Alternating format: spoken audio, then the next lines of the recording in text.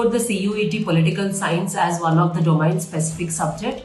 The subject is categorized into two different sections, which includes in the NCERT class 12th curriculum. The first section, which includes politics in India since independence, and the second section includes contemporary world politics. We have multiple sub-components in the politics in India since independence as well as contemporary world politics. Let's decode the syllabus into the different sections, into the key different points within the each component.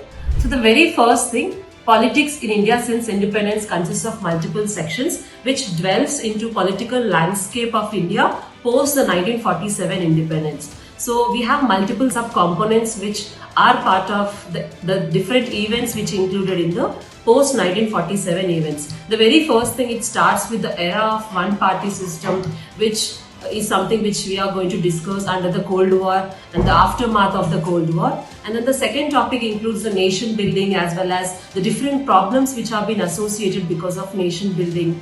And then the politics of planned development, India's external relations that we have seen during the Jawaharlal Nehru's foreign policy, and even multiple wars which have been happened, China-India war which happened in 1962 and India-Pakistan wars. So all these which are again part of external relations. And then the challenges to restoration of the Congress system which we have seen. Again, there is a big gap which happened in the Congress politics. That is also something which is part of the challenges. And then the crisis of constitutional order, which is again something which have been discussed. So these are multiple sub-components. Regional aspirations and conflicts is one another topic where we are going to discuss the rise of multiple regional parties, where there is a Kashmir situation, again the challenges which are being faced in the northeastern region. So all such regional aspirations and the regional challenges are again something which is part of this. Rise of new social movements, like we have seen multiple movements,